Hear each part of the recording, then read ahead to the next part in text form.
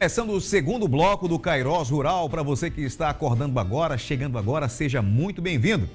A partir de agora, nesse segundo bloco, nós vamos fazer uma retrospectiva de alguns temas que foram abordados no final do ano passado, nos programas anteriores aqui do Kairós Rural. Mas antes, vamos falar a respeito da Tinam Select Cria. Olha só, a Tinam Select Cria é uma loja que ainda nem abriu as suas portas, só para você ter uma ideia. Mas já tem uma grande parte da população aqui que trabalha no segmento agropecuário que está fazendo aquisição dos produtos da Champion. Porque sabe que a Tinam Select Cria é representante Champion aqui na região e os produtos Champion são produtos da melhor qualidade. Lá você vai encontrar, além disso, você vai encontrar rações para o seu cachorro, por exemplo, filhote ou adulto. Você vai encontrar ração para aves, para coelhos e também você vai encontrar ração para equinos. Tem mais, lá na Tinam Select Cria tem medicamentos veterinários. A referência aqui em Marabá torna-se a partir de então Tinam Select Cria. Preste bem atenção, na hora que você for comprar produtos, faça uma pesquisa na Tinam Select Cria para saber a linha Champions que a Tinam Select Cria representa aqui na região de Marabá. Vamos seguindo aqui o programa porque, olha, um projeto muito interessante vem sendo desenvolvido pelo IFPA, que está mostrando para produtores aqui da região de apicultura dois tipos de abelha, que é o meliponário, que são aquelas abelhas que não têm o ferrão, e também as abelhas Europa. Quem vai contar essa história para a gente é o repórter Wellington Moreira, a primeira matéria da retrospectiva do Kairós Rural. Olha aí. Meliponário. Essa é a denominação do espaço reservado para a alocação das casas das abelhas produtoras de mel. Apesar de parecer ofensivas, essas abelhas, não possuem o ferrão com resina tóxica. Ou seja, elas podem até picar, mas são diferentes de outras abelhas. Mas vamos explicar melhor o que é o projeto do Meliponário. Nós estamos aqui no Meliponário aqui do Campus Rural de Marabá, do IFPA. Nós estamos aqui no nosso Meliponário, que é o local onde nós desenvolvemos as atividades de criação de abelhas sem ferrão. Alguns chamam de abelhas indígenas, outros chamam de nativa, né? Mas então nós estamos aqui no nosso meliponário, que nós colocamos o nome dele de meliponário boca de renda, né? Que é uma das espécies que nós criamos aqui, que é muito comum se encontrar aqui na região, né? Ela se adapta, é nativa aqui da região. Então, o nosso meliponário aqui no Instituto, ele tem como principal objetivo ser um espaço didático para a gente desenvolver nossas atividades com nossos alunos, com agricultores da região, com técnicos, extensionistas aqui da região, né? Nessa parte mais didática, né? Do aprendizagem ao desenvolvimento dessa atividade. Então, lógico que, por mais que nós temos essa ideia de fazer a parte didática, né, sempre tem um processo que é a questão da produção. Sempre há uma produção, tanto de enxames como de mel, por exemplo, né? Hoje nós temos uma capacidade aqui no nosso meliponário, nós estamos com 25 colmeias e a gente tem uma capacidade de produzir de 40 a 50 litros de mel, né, dessas abelhas por ano. E aí uma faixa de 20 a 30 colmeias de abelhas no processo que a gente fala de multiplicação dos enxames. Então toda essa parte produtiva, uma parte nós destinamos para o nosso processo, né, de aprendizagem, na questão da agroindústria, que é de fazer o processamento, e a outra parte vai para o nosso departamento de alimentação e de saúde dos nossos alunos, né? Então aqui, além disso, esse espaço de meliponicultura, essa criação, ela tem um objetivo também de incentivar, principalmente agricultores de nossa região, a desenvolverem atividade de meliponicultura aqui na região. As abelhas sem ferrão, elas são extremamente importantes para o processo de polinização de outras culturas, né? Através delas, a gente consegue, digamos, potencializar, por exemplo, o plantio de acerola, como tem logo aqui atrás, plantio de citros e vários outros tipos de cultura. Então, a gente tem sempre esse objetivo de incentivar a implantação dessa atividade em outras áreas, e principalmente em áreas de assentamento de reforma agrária, porque é uma atividade muito simples, não requer um investimento muito alto no início e ele tem um retorno, digamos, financeiro, né, e principalmente ecológico, né, para o agricultor e para toda uma sociedade que está ali por perto dele, né? Então, esse é um espaço que nós estamos aqui em cerca de 2 anos na implantação desse meliponário, e é bom também a gente lembrar que esse espaço também é fruto de uma parceria do IFPA aqui do Campus Rural com a Embrapa Belém, né, que tem nos ajudado com alguns materiais e principalmente num processo de capacitação, né, que está sendo desenvolvido aqui. Nós já desenvolvemos em parceria com a Embrapa capacitações com agricultores, com técnicos e principalmente com nossos alunos aqui do IFPA. Então, tudo essas atividades é feita nesse espaço aqui, nesse meliponário, né? Então, hoje aqui nós temos espécies como a tiúba, que muita gente conhece como a tiúba do Maranhão. Nós temos a uruçu preta, ou se chama de uruçu boca de renda, né? E nós temos a uruçu amarela. Aí nós temos, né, a jataí, nós temos mandaguari, nós temos 5 espécies aqui nesse meliponário, né? Nesse meliponário aqui no IFPA, desenvolvendo essas atividades. Nossa ideia, nosso propósito é ampliar essa atividade aqui no campus e ter condições de incentivar cada vez mais essas atividades em áreas externas ao campo, principalmente em áreas de assentamentos de reforma agrária. O responsável pelo meliponário explica sobre a evolução das abelhas e suas novas técnicas de defesa sem a utilização do ferrão. Então, a gente chama aqui abelha sem ferrão, mas na realidade elas têm o ferrão. Só que ao longo do processo evolutivo, as abelhas foram deixando de utilizar o ferrão como um instrumento de defesa. Ela foi fazendo as suas casas, os seus ninhos, em troncos de árvores grossas, né, onde os seus inimigos naturais eles não tinham condições de acessar o ninho da espécie. Ela foi desenvolvendo, digamos, outras estratégias de defesa, como agarrar no cabelo, morder em locais sensíveis, né, muitas vezes jogar resina que elas carregam. Por exemplo, tem uma abelha chamada caga-fogo, que ela tem uma resina, né, que ela joga em você, que é tipo um ácido que ela chega a queimar. Então, ao longo do tempo, as abelhas desenvolveram outras técnicas, né, de defesa, e o ferrão meio que ficou obsoleto, sem uso. Então, assim, a gente acaba dizendo que ela não tem ferrão, mas ela tem sim um ferrão, só que é atrofiado. Agora vamos mostrar a espécie que é temida por muitas pessoas por causa do ferrão e as resinas tóxicas que são produzidas por elas para a defesa de suas colmeias. Antes de embarcar nessa aventura pela mata adentro, os apicultores se preparam com as vestes adequadas para adentrar ao local onde encontram-se as colmeias. Um ato de muita coragem. E depois dessa equipe de corajosos, né, que fizeram um trabalho fundamental lá no apiário, nós vamos mostrar um pouquinho para você que conhece tradicionalmente, popularmente chamada de abelha Europa, né? Seria o nome Europa, mas as pessoas popularizaram como Europa. E a gente vai explicar um pouquinho sobre essa abelha, qual a sua origem, e para falar dela, eu convidei aqui o Carlos Batista, que inclusive estava lá no apiário, junto com o nosso Jailson Torres e também com o Sávio. Tem que ter um pouquinho de coragem, né, Carlos? Primeiro falar isso para os nossos telespectadores, né? Então, é importante falar isso, né? Porque essas abelhas, muitas pessoas começam a trabalhar com ela e de um determinado momento eles desistem, porque elas são bastante agressivas, né? Então essas abelhas elas são, na verdade, um híbrido da abelha africana e da abelha europeia, que foi trazida para o Brasil e se tornou, né, aqui conhecida como abelha Europa ou abelha africanizada. Então elas são bastante agressivas, né? Diferente das melíponas, né, que são abelhas sem ferrão, são abelhas muito mais dóceis, né?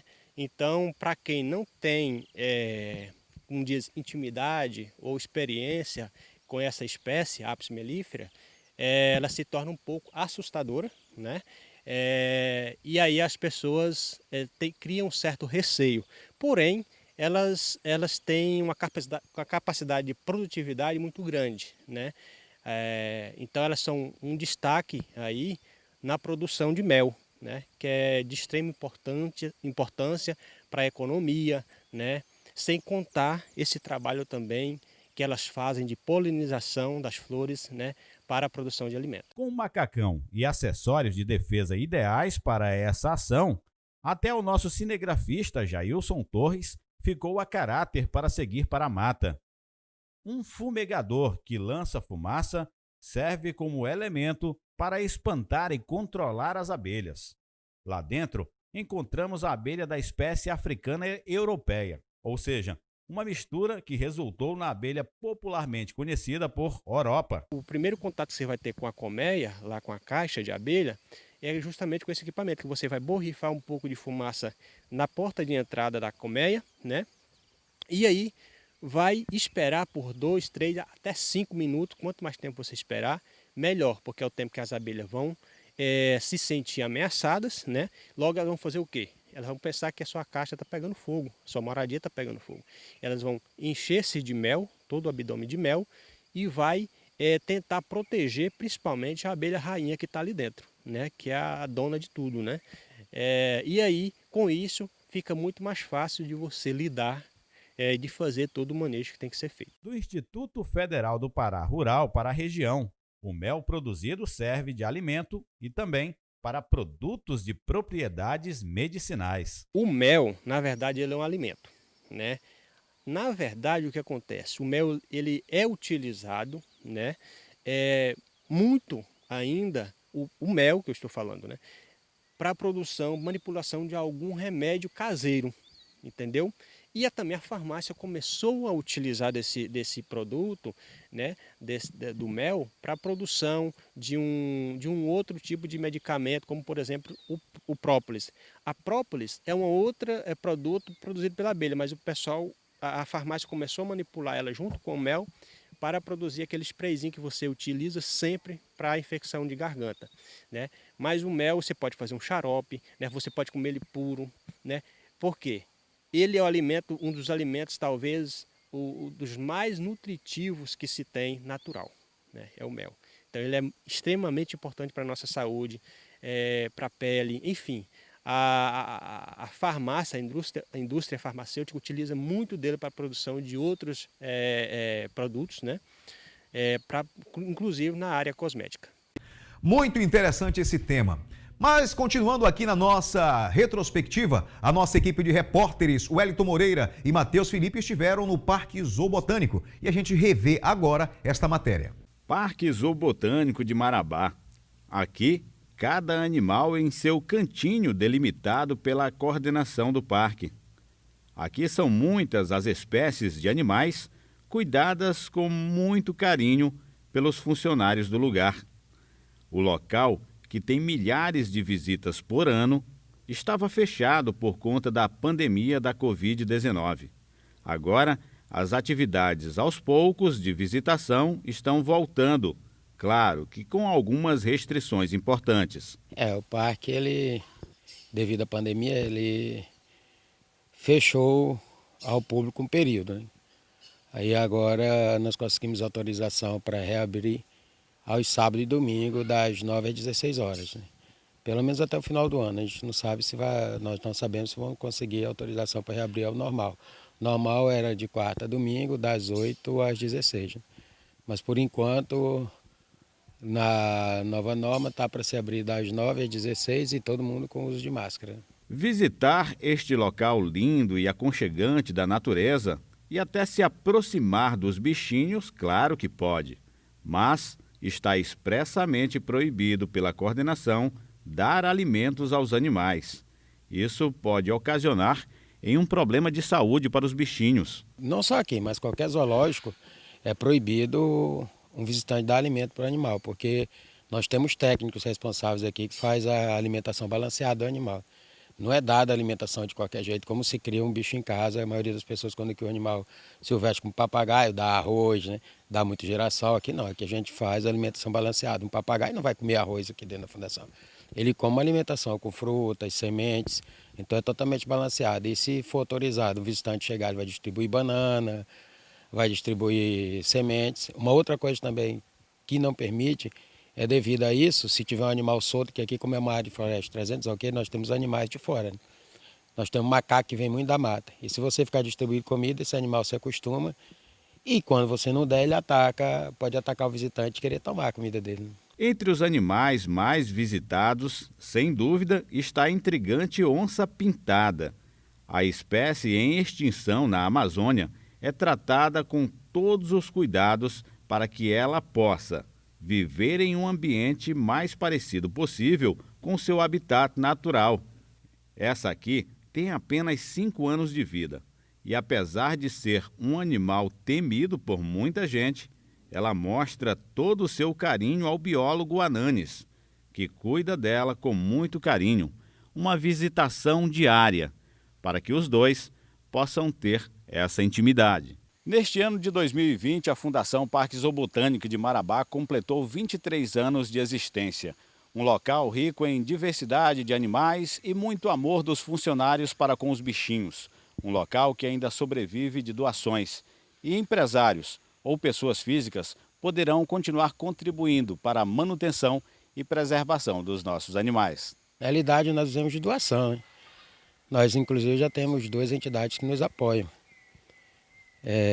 A Fundação gasta por mês cerca de R$50 mil. Isso com alimentação e pagamento de funcionário. Mas nós temos vários recintos para construir. Agora mesmo nós estamos fazendo um novo recinto para os porcos e temos um recinto novo para construir para os papagaios e outros para onça. Cada recinto desse é no mínimo R$50 mil que se gasta, hein? Então nós temos um programa que é Adoste Este Animal. E aquela pessoa que quiser ajudar, ele nos ajuda com uma doação, a quantidade em dinheiro, isso é depositado na conta da própria Fundação Zoobotânica e é colocada uma placa com o nome do animal e embaixo o nome da empresa que adota o animal como propaganda.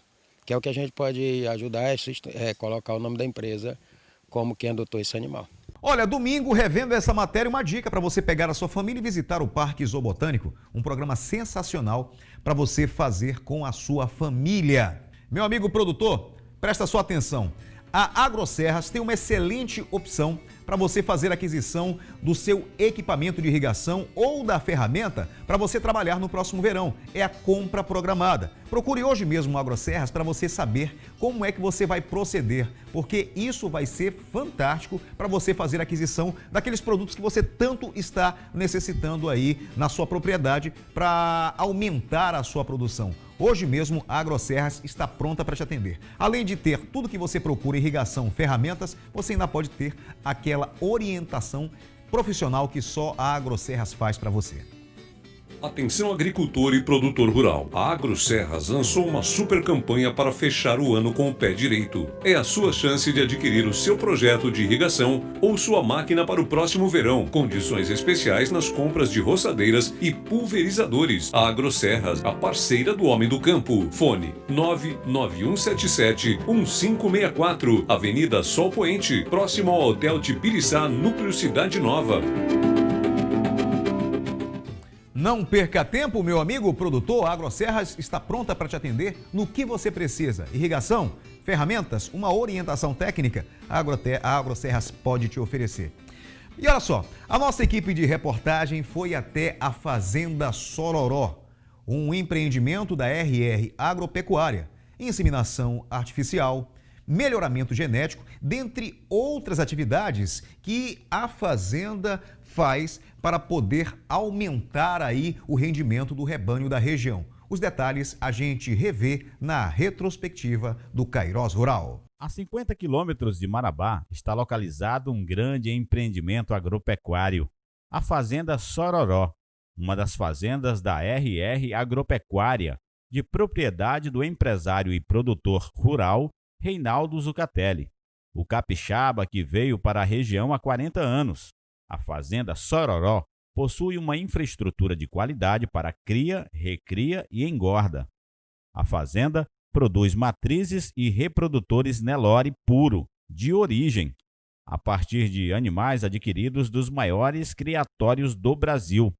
Utilizando o moderno sistema de seleção genética, os animais são criados em ambiente de pastagens acidentadas, onde eles se adaptam a qualquer tipo de relevo ao serem levados para outras fazendas do Brasil. Aqui, o gado é tratado desde os exames mais simples àqueles mais complexos. Da Fazenda Sororó saem animais rústicos, totalmente a campo, prontos para reprodução e com alta qualidade genética. E para falar melhor, aqui da Fazenda Sororó, desse empreendimento da RR Agropecuária, falar com o proprietário, o seu Reinaldo Zucatelli, que é bastante conhecido na região, aí, entende muito de gado. Inclusive estava me falando O senhor continua estudando nessas espécies aí, né? A gente está eternamente aprendendo, né? Todos. E hoje nós, como nós já falamos, nós estamos filiados à ABCZ, né, que é a Associação Brasileira dos Criadores de Zebu do Brasil, há mais de 20 anos, criando gado Nelore PO. Porém, nós temos, e gado comercial a gente já cria há mais de 40 anos, onde que nós estamos em Marabá, né? Mas a gente veio diversificando um pouco a variedade. Hoje nós temos criação também do Brahma, que a gente já cria há mais de 10 anos, do Sindhi, que nós começamos a criar há pouco tempo, e do Girolando, que a gente também já tem uns 10 anos que a gente vem fazendo, né? Nós temos uma base de gir leiteiro, onde a gente coleta, né, os óvulos para poder fazer os embriões, para fazer as girolanda, para atender a grande demanda de pequenos e médios produtores de leite da região. Então nós temos essas girolanda que a gente já entrega elas geralmente prenhas, né, que vão parir já lá e já vai começar a tirar leite para ter renda para os produtores da região, né? Agora a gente estava aqui num local, né, foram separadas essas espécies aqui, o senhor estava me falando da Sindhi, por exemplo, e tem muita gente que às vezes não conhece o gado, às vezes só olhando, né? Como é que faz essa diferenciação, o senhor que tem estudado bastante? Olha bem, todo gado zebu, ele tem cupim, certo? É o caso do gir, é o caso do Nelore, é o caso do Sindhi e outras. Nós temos também as equipes técnicas, né, que é veterinário, é zootecnia, o veterinário, no caso, para cuidar, né, da parte de reprodução, né, fazer coleta e fazer a FIV, fazer embrião, para poder fazer a transferência, inseminação e outros serviços, como o exame andrológico dos reprodutores na época certa de vender, e também o zootecnista que faz a parte de nutrição, tanto verificar a parte de pastagem, para ver se o capim está em boas condições de uso, né, para alimentar o gado, e também na parte de fazer todo o receituário e orientação para a nossa fábrica de ração e sal mineral, que fica também lá na cidade. Então nós fazemos todo o circo, e inclusive é bom lembrar que nós aqui, nós não compramos estaca, nós mesmo produzimos a nossa madeira para o uso da fazenda, né? Nós temos o nosso próprio reflorestamento de eucalipto e de teca, nós temos a autoclave para poder fazer o tratamento dessas madeiras, então nós fazemos todo o ciclo para poder ter autossuficiência na própria fazenda, né? A fertilização in vitro, ou FIV, é uma biotécnica utilizada como alternativa para acelerar a produção de bovinos geneticamente superiores. Junto à inseminação artificial e à transferência de embriões, a fecundação in vitro é uma técnica responsável pela rápida progressão genética, principalmente em animais de produção. A coleta é feita através de uma guia que pega a doadora e aspira os zoócitos delas que contém no ovário. Os zoócitos vai para a incubadora, né? Tem um outro técnico que seleciona esses zoócitos, né? Leva para o laboratório, em 24 horas pega o sêmen e faz a fertilização in vitro, né?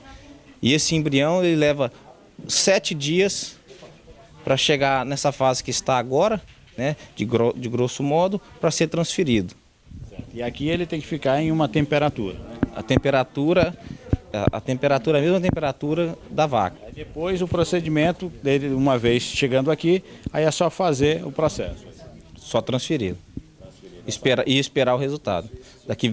Após a transferência de embrião, depois de 23 dias você já pode fazer o diagnóstico e saber que resultado você chegou. De que forma é feito esse diagnóstico? Através de ultrassom por guia transretal. Você faz a imagem do útero e vê o bezerro lá dentro. É importante lembrar um dos principais diferenciais dessa técnica e que a torna tão viável é que permite que uma mesma reprodutora produza centenas de bezerros ao ano, enquanto que em métodos tradicionais esse número não passa de um bezerro por vaca.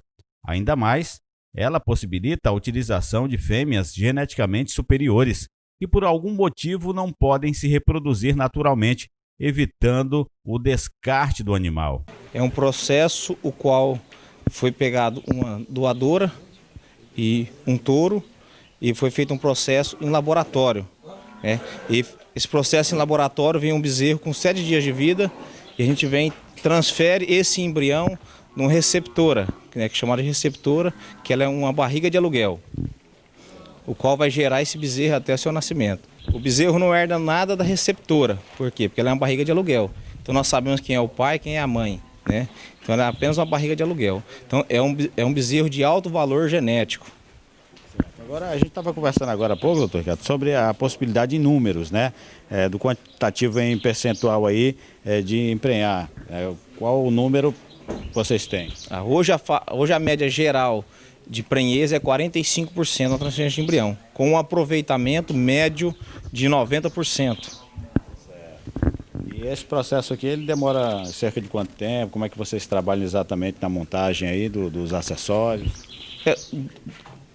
A montagem do embrião é muito fácil, né? Você pega o embrião, coloca ele na bainha, coloca o inovulador, coloca na camisinha. Após a avaliação da receptora, a gente vai e transfere esse embrião. É cerca de 1 minuto. Então quer dizer que nessa avaliação, alguma delas pode ficar de fora desse processo? Sim, é aproveitamento, né? Então a gente trabalha com aproveitamento médio de 90%. Então, ou seja, a cada 10 receptoras, 9 recebem embrião.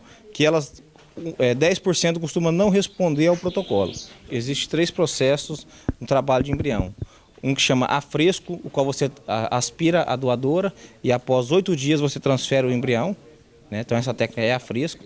Tem a técnica que você aspira a doadora, produz o embrião e congela, né? Que esse é um processo que chama de vitrificação. Depois, para descongelar, você necessita de uma equipe de laboratório para fazer o descongelamento. E tem uma terceira técnica que chama direct transfer, que é similar ao sêmen, que você congela também esse embrião e depois você transfere ele quando você precisar, né? Não importa a quantidade de tempo. Não importa a quantidade de tempo. O que tem que ter é um botijão com nitrogênio e bem armazenar.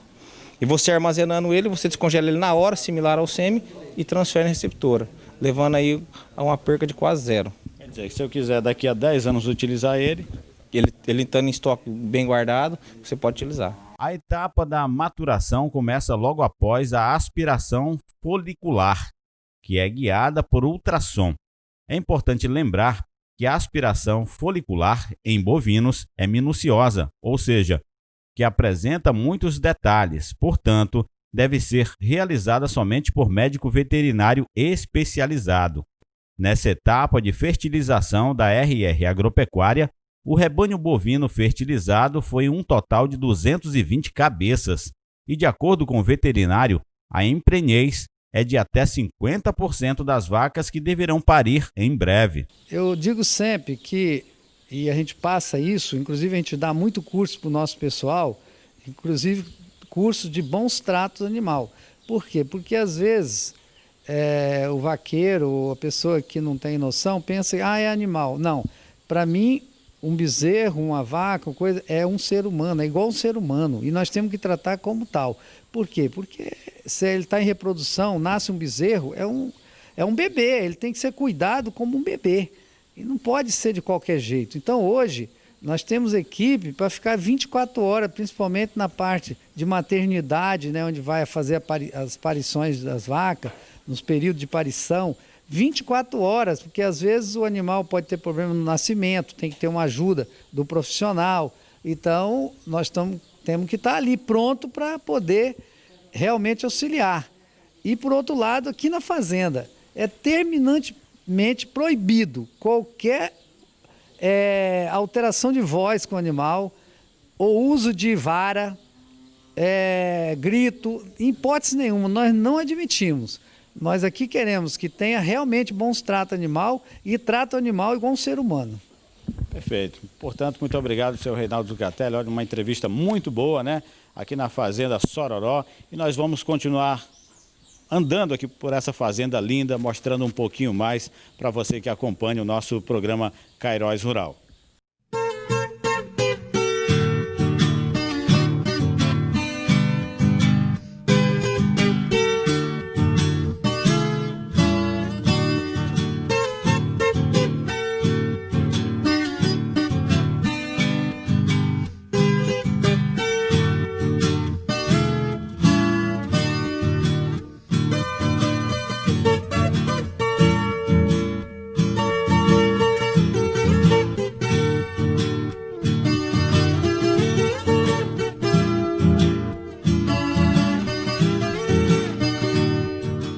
Foi bom demais rever essas matérias e dizer que nós começamos muito bem. Começamos com o pezinho direito o ano de 2021 aqui no Cairós Rural. Muito obrigado pela sua audiência, pela sua companhia. Essa semana a gente retorna ao Cairós Notícias na quarta-feira. Muito obrigado pela sua audiência, pela sua companhia. Um domingo sensacional e fantástico aí na sua casa com a sua família, tá certo? Até a quarta, se Deus quiser. Tchau, tchau!